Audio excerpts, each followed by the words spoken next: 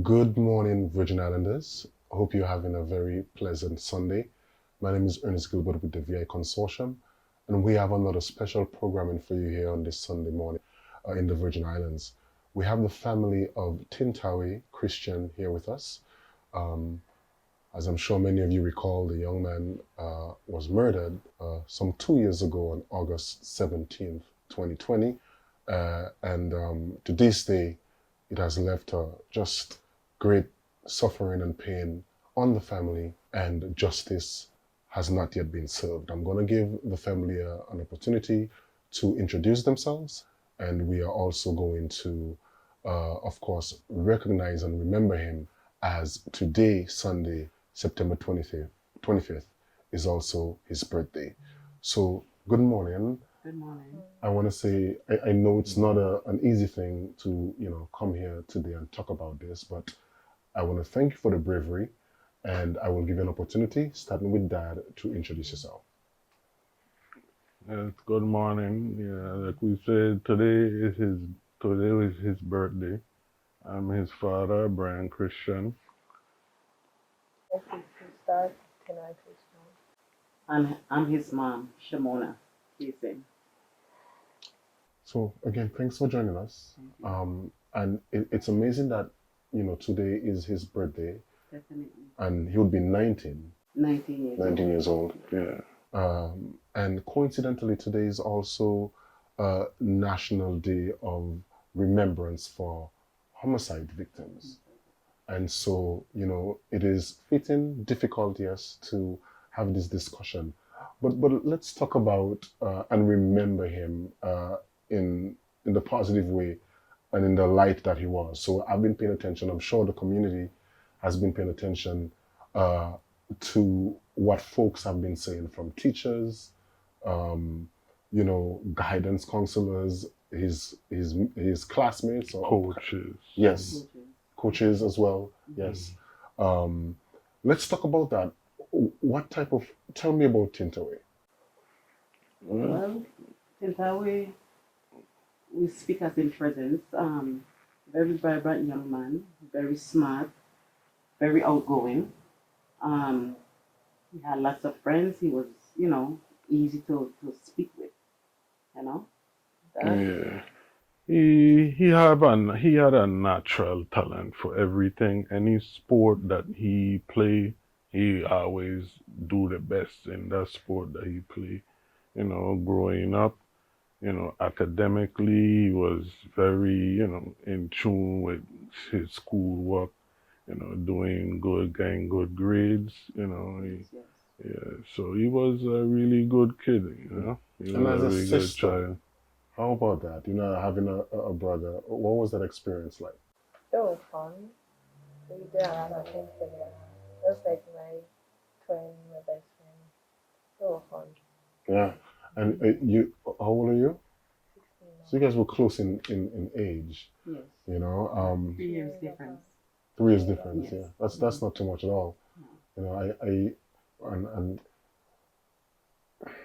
yeah, I remember. I'm just remembering the moments and everything that followed after, all the comments from everyone, and so he was not only a good kid, a good young man, but someone who was involved. Yeah. And he was involved in sports as well. Yes. Yeah. In football and baseball.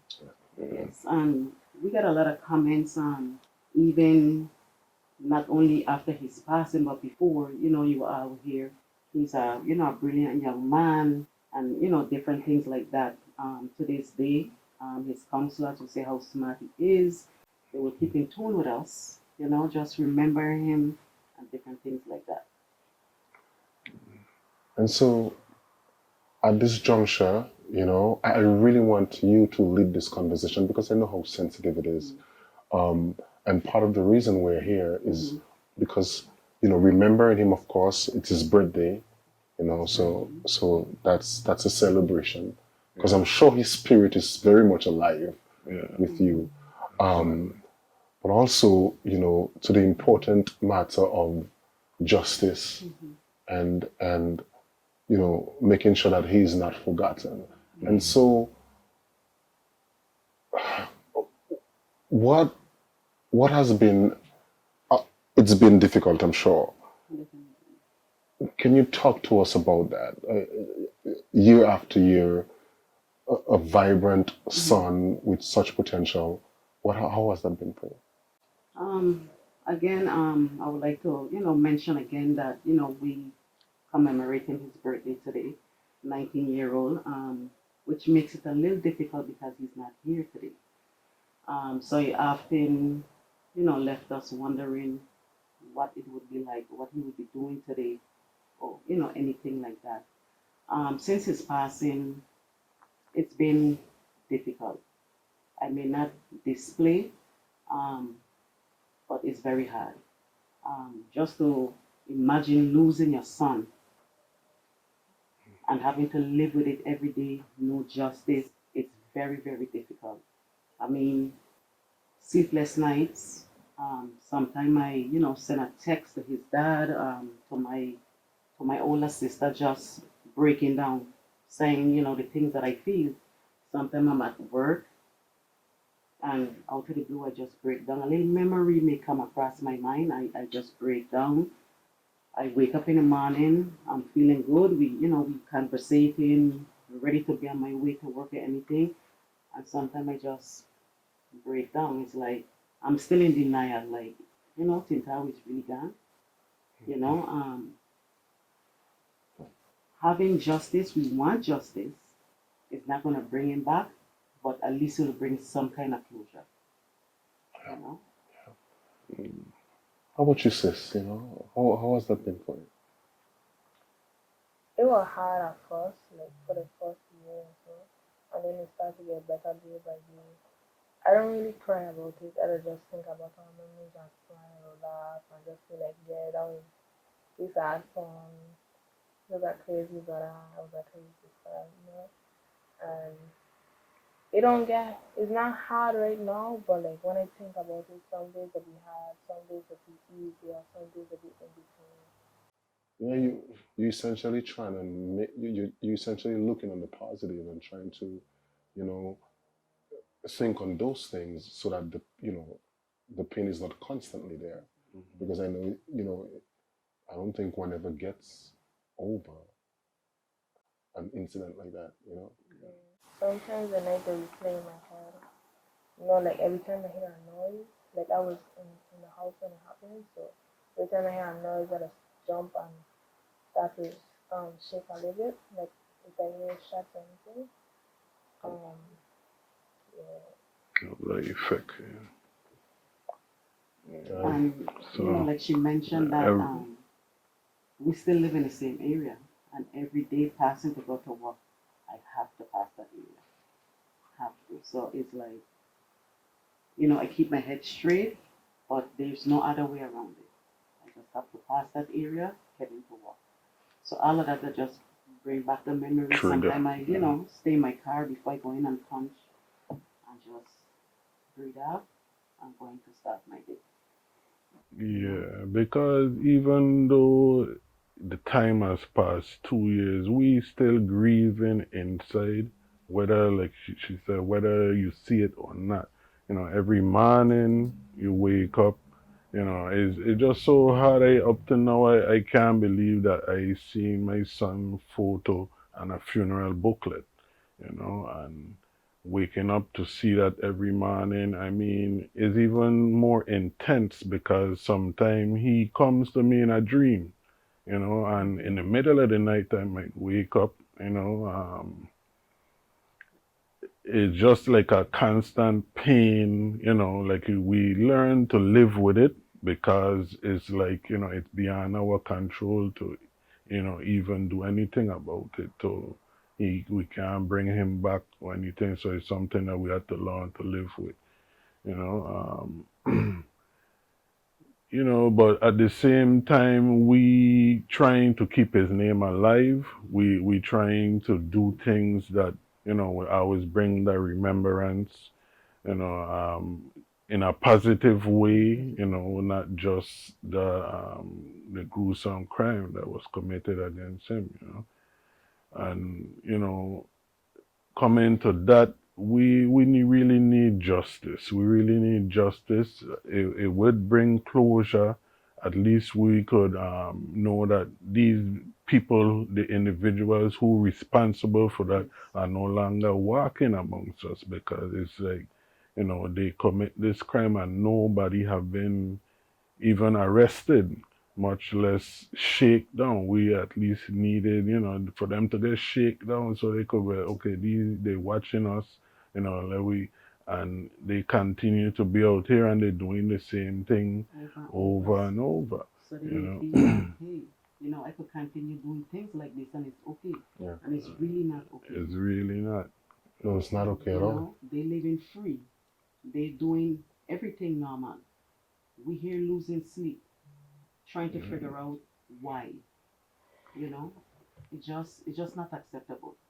And that is one of the reasons I feel like we need more, victims or the families of victims to have such conversations, so families could understand, or the community rather, could understand the enduring pain that people continue to suffer. Right. Yeah. Because I know I'd suffer the rest of my life. I would partially try to move on with my life, but then how do you get over that stuff? I don't think you ever get over it. You just have to cope with it as the day go by. But that's something I personally. You don't ever get over. Losing a loved one is something that stays with you. Like I said, we just learn to cope with it to get through our daily, and it's hard. It's very, very hard, That's something I would never wish on no one, So. And just the fact that that, you're at work and you get a call. Well, actually, I call him in between to see, what's going on. I know he has to go outside, hang with his friends and everything like that. But to get a call at work, that was just a call I was not expecting to see. You were at work at the time. I was at work at the time. And when I got the message, I called her and she said, he was still outside and, stuff like that. So when I started calling his cell phone, I didn't get an answer, and usually he picks up one time. Yes, ma'am. I didn't get an answer. I called maybe 3 or 4 times. So I called her back and I said, your brother answer your phone. You call him and see if he answer for you. Then my messenger started to ring, and it was one of the neighbors who was calling. So I run out of work. I called Dad, I called my sister, and I went there. And it's just to see your son laying there, tears in his eyes. It was feeling. Yeah, and from when I get a phone call, right now is like any phone call coming from her is like an alert. Like my hair stand up. Like, hopefully this ain't no bad news again. So it's like it's so hard right now even to deal with that. Just remembering the phone call. Yeah, and it was really terrible reaching on the scene and seeing my son laying on the ground. I was like, man, really like a heartache. Like I could actually feel my heart moving. Like, I was just there staring. Yeah. One of the people who was there by the incident, she gave me a chair. I sit down in a chair and I was just staring. My sister came. She was screaming and everything like that, but I was more like, what the hell? Yeah. I was hoping, I hear ambulance and a Waywell was coming through the Sion Hill area, and I'm thinking like, hopefully he got an ambulance. Unfortunately, it didn't happen that way. So, even though they say think and good stuff, good memories. I go back to the Texas. He would text, Ma, what we gonna eat tonight? Ma, we got this place, different little jokes, little videos he may send me while he's at work and stuff like that. I go back to these things. But for whatever reason it is, the night of the incident, always comes back. It always cuts in, and that's something I will never give up. It's And you see, I not to question the Almighty, they say everything happened for a reason, but I still searching for the reason why. People say maybe it was just his time, but he had so much life in front of him. He had so much to accomplish. it He had so much wasn't plans. his time. He wasn't even involved in what was going on. We question people, some of the people them who was there that night, they, probably don't want to say anything, but we know better. We know better. The shots may not have been for him, but it may fact that, he was there. He was there. Yeah, this, I don't believe in that stuff either, so to speak, right? I believe that people just do crazy things, and then other people get hurt, like your son, right? So the man had a whole life ahead of him. What his time? His time was to continue living his life, and especially in that tragic situation. So what should be happening here is a continuous effort by the VIPD, for justice. Yeah. So to that end, what has been going on? I'm sure you've been keeping this alive and trying to keep, the lines of justice open here. We've been keeping in communication with the detective that assigned to the case. The main thing is for someone to come forward. We need someone who was there that night, that saw what happened, that, come forward, say what you see. That's all we need, at least that they could have, that, what they call probable cause or whatever, to go after that person.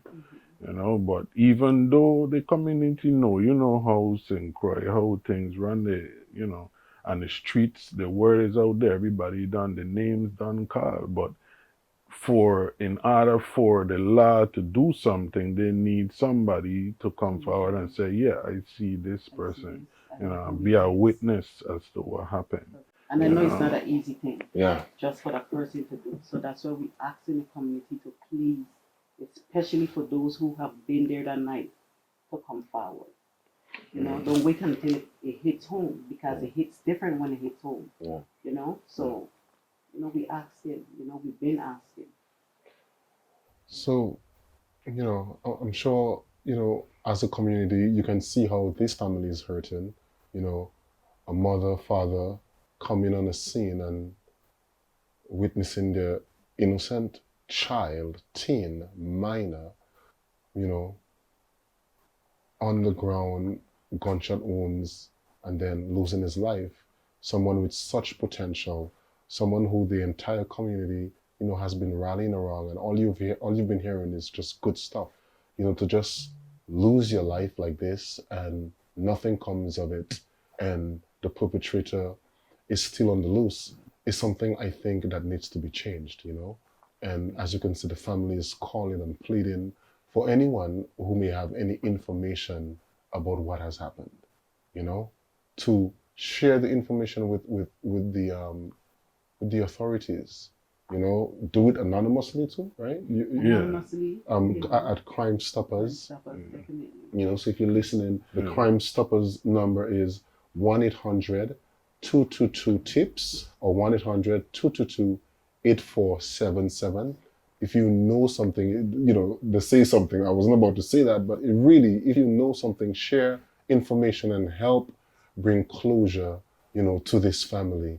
And closure in the sense of at least knowing that whoever did this is brought to some level of justice.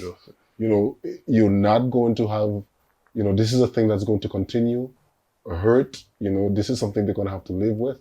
But at least closure in the sense of the perpetrator of this, this heinous crime. Right. So coming back to his birthday, Yes. which is today, Sunday. How would you celebrate it if we could talk about it a little? So how would you have celebrated his birthday in the past? Well, in the past, he always chose what he wanted. He will always have a cake. He wanted to go out. He was very simple. Mm. They didn't need much. Yeah. So to this day, I mean, it's just a little different thinking how we do it. He's 19 now. I don't think he will want a cake. Right. So at this point, it's just visiting his resting spot, and we go from there. Talk about the good memories and stuff like that. Yeah. Try to make it a happy day. You intend to keep this up for as long as you live? Definitely, yeah. Of course. Maybe that's my first born. I mean, we were onto the right path. He had his own goals. He had his own dreams.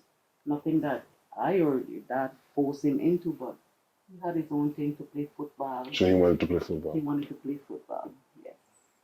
So those were his dreams, What I've heard, through the community is that he was also very focused on school, and in doing well to achieve. Rules, awards, stuff like that. One of the last things that, we continuously spoke about was he was in a welding class. And, he said, I think when I graduate from school, I will try to work over at Provenza. It's a different name, Lime Tree. Lime Tree, yeah. Yes, as a welder, he would have been having his certificate and everything until it was time for him to go and try the football. Thing. Yes, yes. Yeah. So he was adamant about that, and his birthday month, of course, falls the month after. He was already making preparations. He bought his own clothes, his new shoes, to start to celebrate his birthday, which I still have home, I did it out of his room. His room remains the same, and it just never came to fruition. So his room is still the same as Still the same. All his shoes, his clothes, everything, same spot. I don't have no intent to. Yeah. I don't have no intent to mess with it. Kind of keeps his spirit there a little. What was the relationship like, dad and son? And he was close to dad as well. I had him by my side the majority of the time because he actually was working with me. I got him a job with a company that we were working at. This when they were doing renovations at DV Carina. We had some work in Aradia's housing. So basically he was with me every day. At that moment, at that day, he had some issues that he wasn't to work, something with a pinched nerve or something in his back.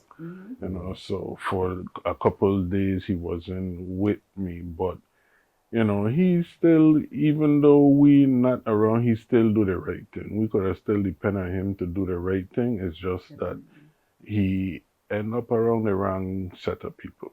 And it really caused him, his life actually, so a lot of children, even me growing up, I could remember things that my father had tell me, and it's like, I don't know, I guess we just have that natural thing to try to experience it for ourselves. But if we had listened to what our parents was telling us, then we probably, wouldn't have had to learn the hard way, So it's difficult. It's really difficult in every way. Yeah. I think he was like I say, he was really nice. He just learned to drive. He just got his driver's license. He always wanted to drive. So I let him drive me around till he get tired of driving. He was like, oh, you always want me to drive, but you always wanted to drive. So now, so it was nice, at that point in life that, a child that I see come up from the Pampers and from a baby learn to walk, learn sports and everything, that he could actually drive me around, and bless him. Yeah, so all those things, I really miss him, those things that we conversate every day, on the way to work, at work, and at home, so, yeah. We had a good relationship as well. Sometimes Dad probably might say, he always up under you, but it's just a thing, I had him versatile. He learned the plumbing from his dad and everything, and I showed him the woman aspect of, how to be clean, keep your room clean. He will cut the yard and different things like that, So we had him going and, was well-rounded. versatile. Yes, because I used to instill in him, which another instill in her too, that I'm not going to be around forever. So these is things that you have to learn ahead and know how to do. So you could be able to handle yourself well. I think Wipe your nose on them. kids need that, So, I think kids need and that. they had a very good relationship. If I try to ask one something about the next, they never know anything. She know all his passwords and everything. Well, that's good. Yes. That's good. That's good. We have other siblings, but they were Right. closest. They were the Yes, closest, yes. yes. Yes. So if you're just joining us, we are, well into our conversation here, and ending soon with Tintawee Christian's family. Today, Sunday, is his birthday. As the community may be aware, August 17th, 2020, he was gunned down innocently, wasn't part of any situation at all, just wrong place at the wrong time. And now family is reaching out for justice. 2 years later, as Dad said, no one has been arrested, and that should not continue. People should. It has to come to an end. It has to stop. You should not be able to, in a small community like ours, you should not be able to just do that and get away with it. And so we're hoping folks come forward and the VIPD, and just the entire government, on a whole, really doing whatever it takes, whatever proactive measures you guys have to do to really see justice. That's what the family is calling for. Seeking justice. So, anything else we want to share? Anything in closing as it relates to? I know I would like one of you to read this out because I think it just says so much, if you want to. But I could read it out. Can I read it out? Or you want to read it down? I could read it. Go ahead. Yes. Okay, so like we said, on this day, September 25th, this is the day he was born. He would have been 19 years old as of today. It really makes it a bittersweet moment because he's not here with us to celebrate it. We love him. We miss him so much. We will make sure he will never be forgotten. We'll do everything in our power to keep his name alive. But justice must be served, one way or another. We are pleading to the community, especially to everyone, whoever was there that dreadful night, August 17, 2020, for any information. To anyone who witnessed the gruesome, heartless murder of Tintawee, please come forward. Help us get closure as to what happened and to identify the killers who were involved. They need to pay the consequences for the heartache, the pain, suffering that they caused our family. Because although 2 years has passed, we are still grieving every morning, afternoon, and night. Memories flash back and the pain continues. So we would like to address the governor, the senators, the police commissioner, even the detectives, as to what is being done to eradicate the gun violence in our community. There are too many unsolved murders, leaving families in distress and the community in fear. because these heartless individuals who are committing these crimes are walking freely amongst us. We want justice for our sons, our daughters. This cannot continue to happen. And again, if you have any information, please contact Crime Stoppers at Crime Stoppers USVI or 1-800-22-TIPS-8477.